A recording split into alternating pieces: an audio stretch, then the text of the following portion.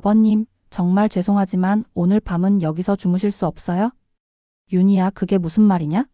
나는 내 시아버지다. 아내 장례를 치르고 하룻밤만 재워달라는데. 아버님, 그건 그거고 이건 이거잖아요? 저희도 저희만의 생활 패턴이 있다고요? 갑자기 오시면 곤란해요? 내가 사준 집에서 하룻밤 자는 게 그렇게 큰 일이냐? 그건 결혼할 때 주신 거잖아요? 지금 와서 그런 식으로 말씀하시면. 승우야, 너는 왜 가만히 있냐? 하지만 제 아들은 바닥만 내려다보며 입 한 번 열지 않았습니다. 이 순간 77년을 살면서 이런 지옥을 당할 줄은 꿈에도 몰랐습니다. 평생 모은 돈을 들여 사준 집에서 내 아들과 며느리에게 쫓겨나는 기분이었어요. 하지만 여러분, 이건 시작에 불과했습니다. 제가 그 후에 한 일은 상상도 못하실 거예요. 일부 77년의 삶. 저는 올해 77세 신혼길입니다.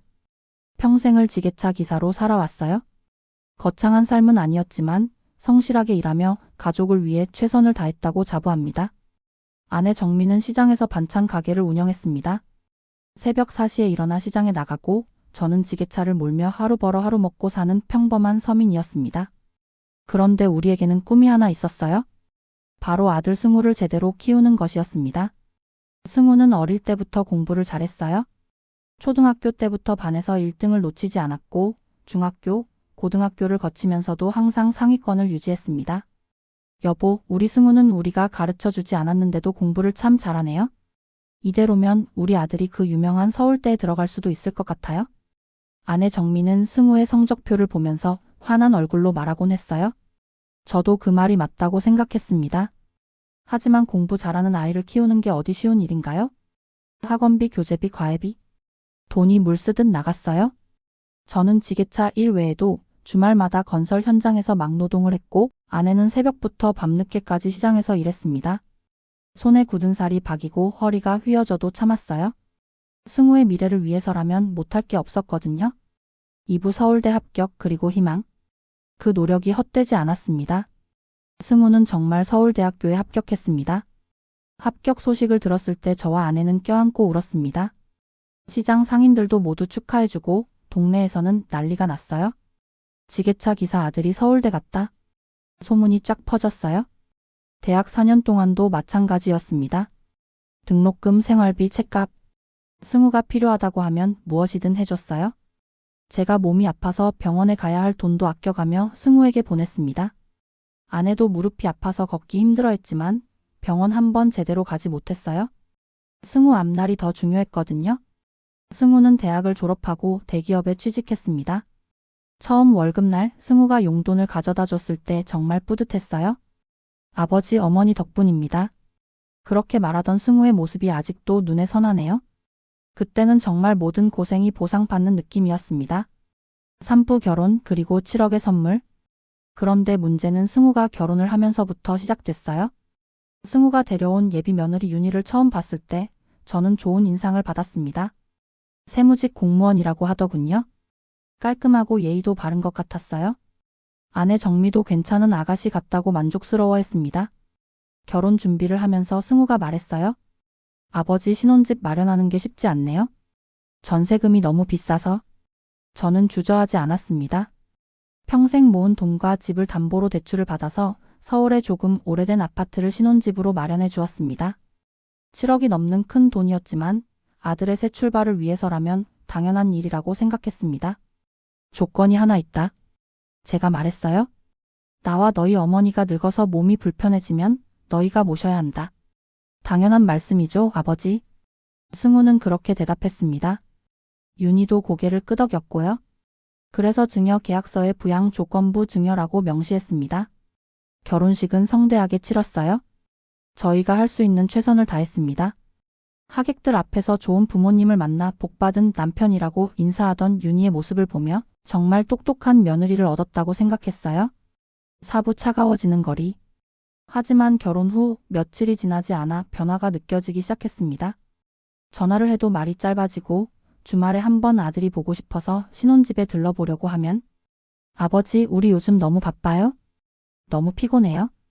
거리를 두려는 듯 했지만 처음에는 신혼이니까 그러려니 했습니다. 젊은 부부가 둘만의 시간을 보내고 싶어 하는 게 당연하다고 생각했거든요. 그런데 추석이 되어도 오지 않았어요? 설날에도 마찬가지였습니다. 회사 일이 바빠서, 윤희가 몸이 안 좋아서, 이유는 늘 있었어요? 한 번은 서울에 조카 결혼식 참석차 갔다가 아들 얼굴 한번 보고 싶어 찾아갔습니다. 아파트 현관문 앞에서 초인종을 눌렀는데 윤희가 나와서 말했어요. 아버님, 어머님 미리 연락하고 오세요. 갑자기 오시면 저희도 당황스러워요. 그 말을 들으니 제가 무슨 남처럼 취급받는 기분이었어요. 내가 사준 집인데, 내 아들이 사는 집인데 왜 미리 허락을 받고 와야 하나? 그 일이 있고 나서 저는 아내에게 말했어요. 여보, 우리가 너무 성급했나? 애들이 좀 더 시간이 필요한 건 아닐까? 하지만 아내는 이미 마음이 상한 상태였어요. 여보, 우리가 뭘 잘못했다고 저런 소리를 들어야 해요? 아내의 목소리에는 서운함이 가득했습니다. 오부 말기 위함 그리고 냉담함. 시간이 지날수록 상황은 더 나빠졌어요. 명절에도 연락이 없고 생일에도 인사 한 통 없었습니다. 며느리 생일날 선물을 준비해서 찾아갔는데 현관문도 열어주지 않더군요. 감사합니다. 문 앞에 두고 가세요. 인터폰으로만 그렇게 말하는 거예요? 제가 마치 택배 기사라도 된 것처럼 말이에요. 가장 충격적이었던 건 아내가 건강검진에서 말기 위암 판정을 받았을 때였습니다. 승우에게 전화를 걸어서 말했어요. 승우야, 내 어머니가 위암 말기라고 하네. 빨리 병원에 와봐야겠다. 저는 울부짖듯이 전화를 했어요. 지금껏 고생해서 살아온 내 아내를 생각하니 앞이 캄캄하고 아무 생각이 나지 않았어요. 그런데 승우가 뭐라고 했는지 아세요? 아버지, 죄송해요. 회사에서 중요한 프로젝트가 있어서 지금은 병원에 갈 시간이 없어요. 주말에 갈게요. 주말에 갈게요. 어머니가 암 진단을 받았는데 주말에 갈게요. 그 말을 듣는 순간 아내가 무척 서운한 표정을 지었어요. 여보, 우리가 뭘 잘못했길래 우리 아들이 이럴까요? 저도 할 말이 없었습니다. 그 주말에도 오지 않았어요? 다음 주에 전화가 왔는데, 아버지, 어머니 상태 어떠세요? 회사 일이 정말 바빠서. 저는 화가 나서 소리쳤습니다. 야, 내 어머니가 다 죽어가는데 회사가 뭐가 그렇게 중요하냐? 그러자 전화 너머로 며느리 목소리가 들렸어요. 여보, 아버님이 또 화내시네. 전화 끊어. 그리고 정말로 전화가 끊겼습니다. 그 순간 저는 깨달았어요. 이 아이들에게 우리는 이미 짐이 된 거구나. 가족이 아니라 그냥 부담스러운 존재가 된 거야. 육부 6개월의 투병 그리고 외로움. 결국 아내의 수술 날에도 오지 않았습니다. 8시간 동안 수술실 앞에서 혼자 기다렸어요. 보호자분, 할아버님 혼자세요? 다른 가족분들은 어디 계세요? 간호사가 물어볼 때마다 부끄러웠습니다. 아들이 회사 일로 너무 바빠서 변명할 수밖에 없었어요. 항암 치료를 받으면서도 아내는 승우를 기다렸어요. 승우가 언제 올까? 내가 너무 많이 아픈 모습을 보여주면 안 되는데. 머리카락이 다 빠지고 몸무게가 20kg나 줄었는데도 아들 걱정만 했습니다. 제 마음이 얼마나 아팠는지 모르겠어요. 한 번은 아내가 저에게 말했어요. 여보, 내가 죽기 전에 승우에게 맛있는 밥을 한 번 해주어야 하는데. 내가 만든 동태찌개를 참 좋아했는데. 그러면서 눈물을 글썽이며 힘없이 말했어요. 윤희가 아직 어려서 시어머니 돌보는 게 힘들 수도 있잖아요. 내가 먼저 이해한다고 말해주고 싶어요. 43년을 함께 산 아내가 이런 말을 할 때 제 가슴이 찢어지는 것 같았어요. 그래서 제가 다시 전화를 걸었습니다. 승우야, 내 어머니가 너를 보고 싶어 한다. 제발 시간 내서 며느리와 함께 한 번만 와라. 어머니가 많이 아프시다. 아버지, 정말 죄송해요. 윤희가 요즘 스트레스를 많이 받아서 병원 냄새를 맡으면 토하거든요. 좀 더 안정되면 갈게요. 며느리가 병원 냄새 때문에 토한다고요? 시어머니가 죽어가는데 그게 이유가 될 수 있나요? 그래도 며칠 후에는 마지못해 윤희와 함께 왔어요. 하지만 정말 형식적인 방문이었습니다. 병실에 들어서자마자 윤희는 코를 막으며 인상을 찌푸렸고 승우는 무언가 바쁜지 내내 휴대폰만 들여다보더군요. 승우야, 가까이 와봐. 우리 승우 손 좀 잡아보자. 아내가 말했는데 승우는 마지못해 다가와서 아내의 손을 겨우 몇 초간 잡더니 어머니, 저 회사에서 급한 연락이 와서 황급히 손을 놓고 병실 밖으로 나가버렸어요. 6개월간의 투병 기간 동안 승우는 겨우 3번 병문안을 왔고 그마저도 10분을 채 머물지 않았습니다. 7부 마지막 순간 새벽에 병실 간이 침대에 잠깐 잠이 들었는데 아내가 갑자기 가쁜 숨을 몰아쉬었습니다. 간호사에게 뛰어갔더니 보호자님 임종하실 것 같습니다. 준비하셔야겠어요? 시계를 보니 새벽 4시. 떨리는 손으로 전화를 걸었어요. 승우야, 내 어머니가 위독하다. 지금 당장 와라. 절규하듯 소리쳤더니 이번에는 정말 부랴부랴 달려왔어요. 윤희까지 급히 데리고 말이에요. 아내는 그날 새벽 4시 10분 마지막까지도. 승우는 언제 와요? 우리 승우? 희미한 목소리로 중얼거리다가 사랑하는 아들 얼굴 한 번 보지 못하고 제 손을 꼭 잡고 눈물을 흘리면서 여보 정말 미안해요. 우리 승우 잘 부탁해요. 내가 제대로 못 키운 것 같아서. 아주 작은 소리로 이야기하면서 조용히 눈을 감았습니다. 43년을 함께한 제 인생의 전부가 끝까지 자식 걱정만 하다가 이렇게 저를 홀로 남겨두고 떠나버렸어요. 8부 장례식의 위선. 장례식장에서 승우와 며느리를 봤을 때 저는 더 이상 화도 나지 않았어요. 그냥 허탈했습니다. 윤희는 검은 옷을 입고 와서는 조문객들 앞에서 어머님이 갑자기 돌아가셔서 너무 놀랐어요. 평소에 건강하셨는데 이렇게 갑자기 가실 줄은 몰랐어요. 6개월 동안 투병했는데 갑자기라니? 한 번도 진정 어린 문병은 오지 않았으니까 갑자기라고 하는 말이 나왔겠죠? 조문객들은 며느리가 착하네. 이렇게 상심하는 것을 본이라고 말했지만 저는 씁쓸할 뿐이었습니다. 장례를 치르는 3일 동안 윤희는 내내 불편해하는 기색이 역력했어요. 아버님, 장례식장이 너무 추워요. 여기 음식이 별로네요. 장례식장에 조문 오신 손님들의 음식도 챙겨보고 도우미도 관리하고 상도 빨리 정리해야 하는데 불평만 늘어놓았어요. 마치 자신과는 상관없는 남의 일처럼 말이에요. 가장 기가 막혔던 건 발인날이었습니다. 상여를 따라가면서 며느리가 승우에게 속삭이는 말을 들었어요. 여보 이제 끝난 거지? 우리 언제 집에 가? 시어머니의 관이 바로 앞에 있는데 이런 말을 하다니. 화장장에서 마지막 작별을 할 때도 며느리는 멀찍이 서 있었어요. 그리고 핸드폰만 자꾸 쳐다보더군요. 아마 빨리 끝나기만 기다리고 있었던 것 같았어요. 구부 쫓겨난 밤. 장례를 모두 마치고 나서 저는 정말 막막했습니다.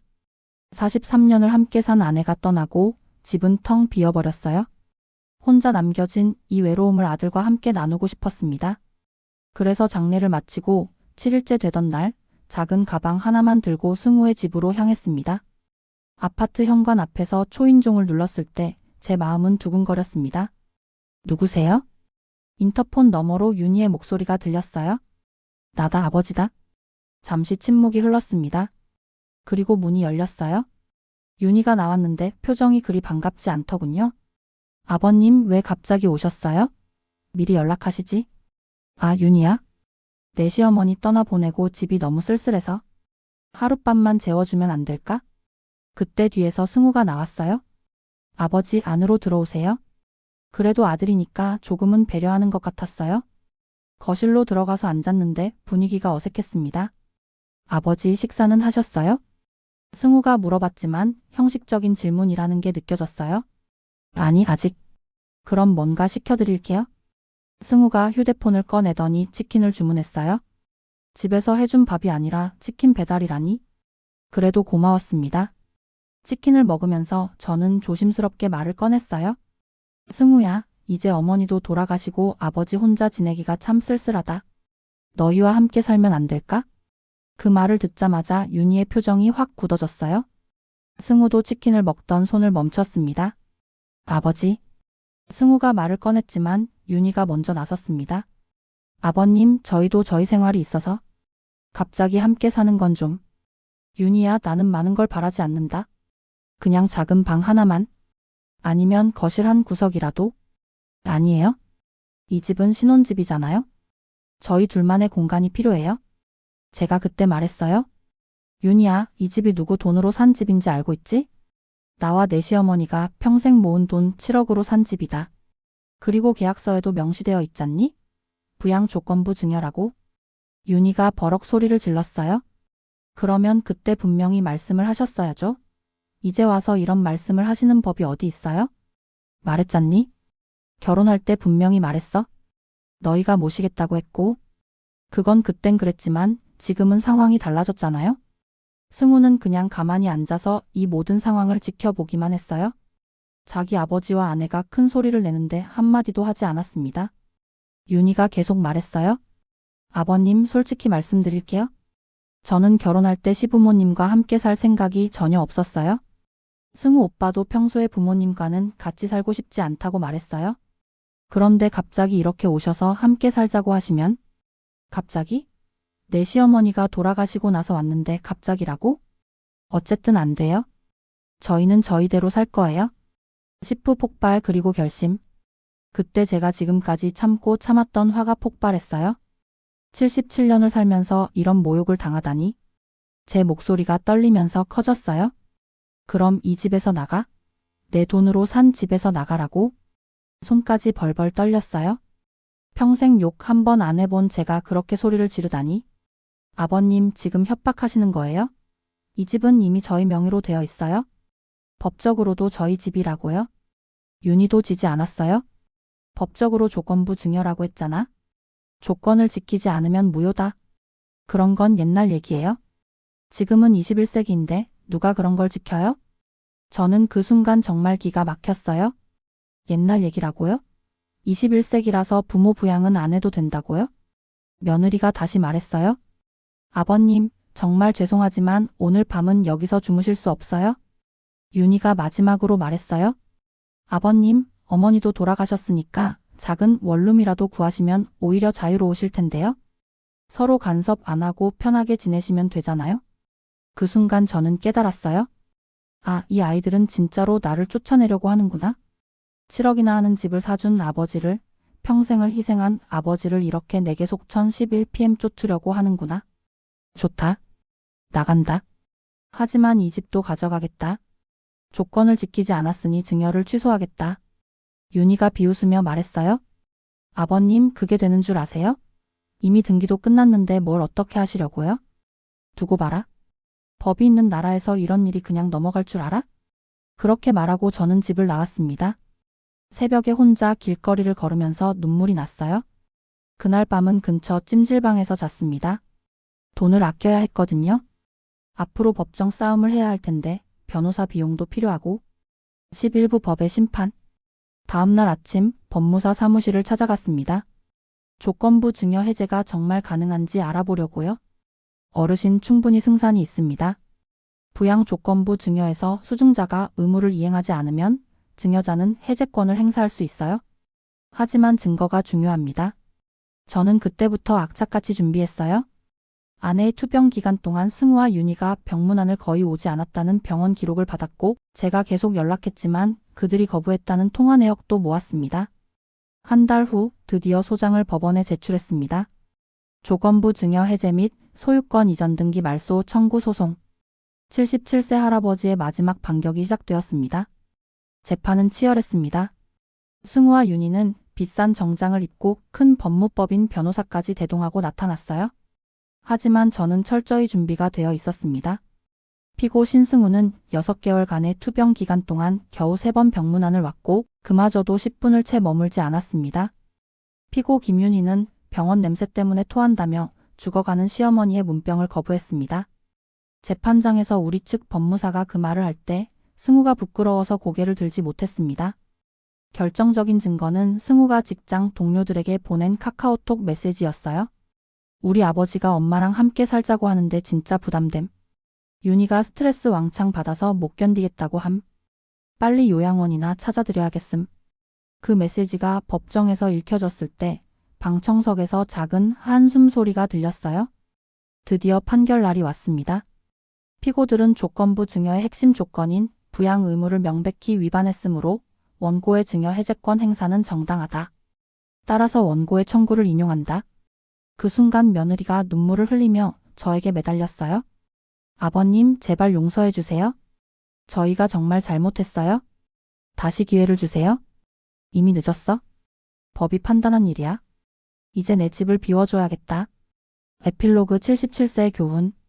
한 달 후 아들 승우와 며느리는 그 7억짜리 집에서 쫓겨나듯 나갔습니다. 제가 평생 모은 피와 땀의 결정체인 그 집이 다시 제 품으로 돌아왔습니다. 지금 저는 그 넓은 집에서 혼자 살고 있어요. 때로는 쓸쓸하지만 절대 후회하지 않습니다. 제 존엄을 지켰으니까요. 가끔 승우에게서 연락이 와요. 아버지 안녕하십니까? 정중하게 마치 남에게 하듯 인사하더군요. 저도 짧게 대답할 뿐입니다. 응, 잘 지내라. 하지만 가끔은 이런 생각이 들기도 해요. 아무리 서운하고 배신감이 들었다고 해도 그래도 제가 낳고 키운 혈육인데 완전히 인연을 끊어버린 게 정말 옳은 일이었을까?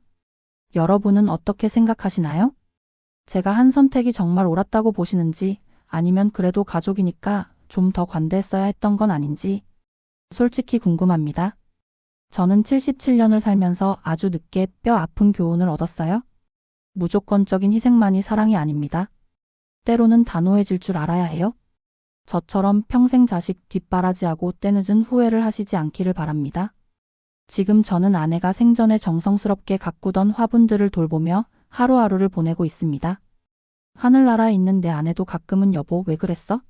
우리 승우를 하면서 슬퍼할 수도 있겠지만 결국엔 여보 정말 잘했어요. 고생하셨어요 라고 말해줄 것 같아요.